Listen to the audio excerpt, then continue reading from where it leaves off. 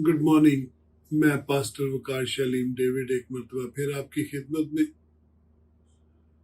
हमारा जो आज का मौजू है वो भी खिदमत के तल्लुक से है और बड़ी बुनियादी बात से है कि इंजील क्या है। क्योंकि खुदावन ने मरकज 16 बाब में कहा कि जाओ और सारी दुनिया में इंजील की मुनादी करो, लेकिन वहां पर इंजील थी नहीं। इंजील तब तक लिखी नहीं गई थी। इंजील तो सबसे आखिर में लिखी गई, मेरे ख्याल 67 के आसपास, 65 के आसपास इंजीलें लिखी गई और खतूत पहले लिखे गए। तो जब खुदावन ने कहा कि इंजील की मुनादी करो, तो खुदावन ने क्या कहा था, हकीकत में क्या कहा था, ये खास बात है। क्योंकि शागिर्दों से उसने कहा कि जाओ और दुनिया में इंजील की मुनादी करो।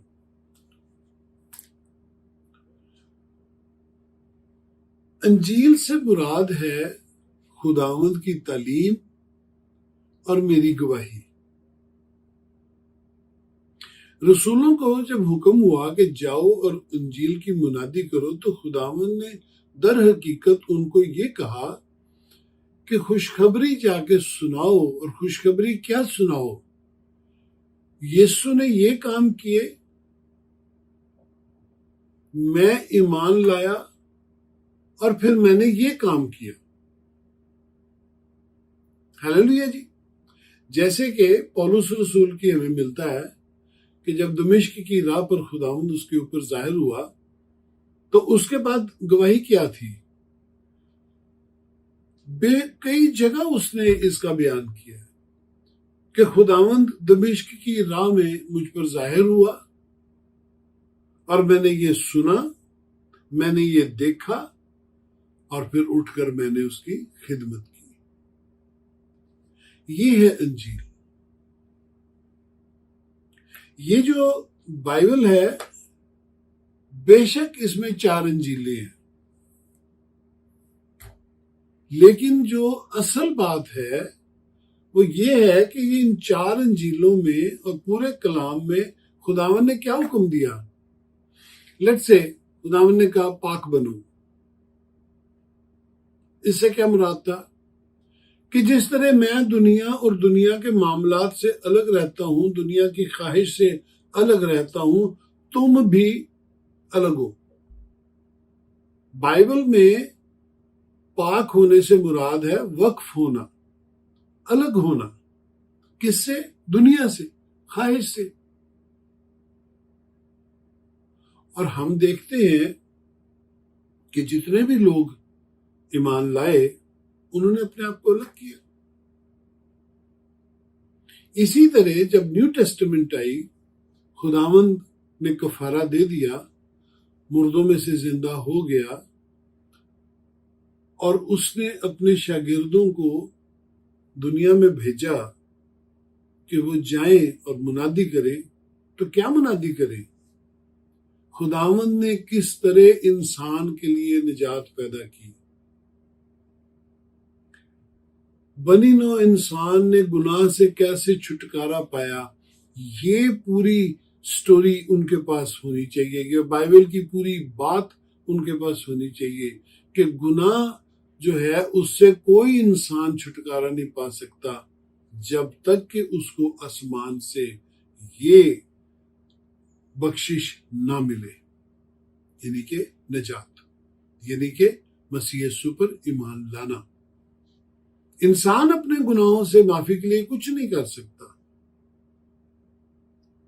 इंसान मसीह यीशु पर ईमान लाए तो निजात पाता है, और निजात पाता है तो फिर निजात के फल लाए। पतरस की जो सांस थी वो बेहतरीन मिसाल है इसकी। लिखा है कि वो बुखार था, उसको तब चढ़ी हुई थी और खुदावन को बताया गया। खुदावन ने जाके उसको शिफा दी और उसने क्या किया, वो उठकर उसकी खिदमत करने लगी। वो घर के काम नहीं करने लगी ना, वो खुदावन की खिदमत करने लगी। اسی طرح جب ہم نجات پاتے ہیں تو ہماری کیا گواہی ہوتی ہے؟ لیٹ سے میں اپنی مثال دیتا ہوں. میں نے 40 سال کی عمر میں آ کے توبہ کی اور خداوند نے مجھے نجات بخشی اور میں نے دنیا کو چھوڑا.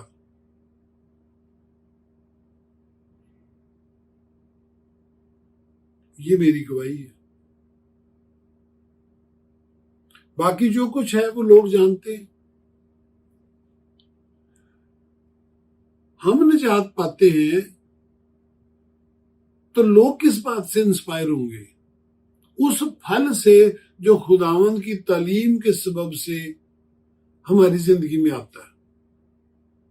اگر ہم نجات پانے کے بعد بھی جھگڑالو ہیں، ہم جھوٹ بولتے ہیں، ہم لڑائیاں کرتے ہیں، ہم لڑائیاں لوگوں کی زندگی میں بنا دیتے ہیں ایسا ماحول کہ وہاں لڑائیاں ہوں، ہم نفاق ڈالتے ہیں، ہم دوسروں کے حقوق نہیں دیتے، تو یہ تو نجات کی منادی نہیں ہے.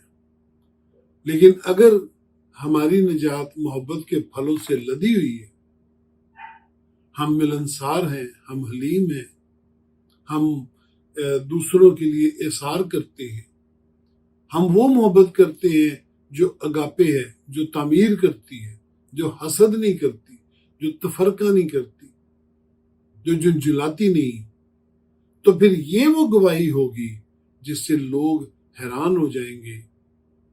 ہمارے ہاتھ رکھنے سے، یسوع نام سے بیمار کو حکم دینے سے وہ شفا پائے، بدرو گرفتہ رہائی پائے، اس سے جلال پیدا ہوگا.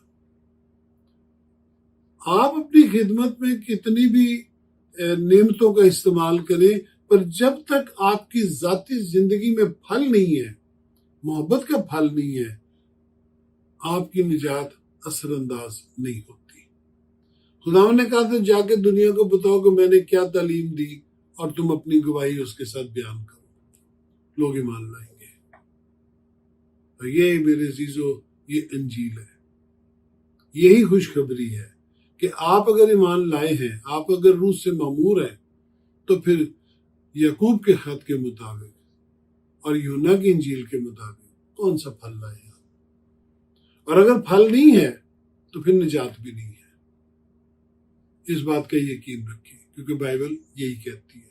ہم اپنی عبادتوں میں دیکھتے ہیں لوگ اچھل رہے ہیں، لوگ ڈانس کر رہے ہیں، لوگ ہیلیلویا کے نعرے مارتے ہیں، 2 گھنٹے 3 گھنٹے پرستش ہوتی رہتی ہے. لیکن جب باہر نکلتے ہیں تو سیم جھگڑالو، غصیلے، حقوق ادا نہ کرنے والے اور ظالم ہوتے ہیں. تو پھر وہ اندر کیا کر رہے ہوتے ہیں؟ یہ غور طلب بات ہے. اپنی زندگی کو انجیل سے میچ کریں.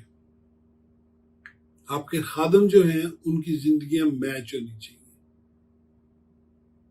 تبھی آپ نجات پائیں گے اور غیر قومیں آپ کے وسیلے نجات پائیں گی، اور تبھی خداوند کا نام جلال پائے گا اور آپ برکتیں اور آپ کی نسل بابرکت ہوگی.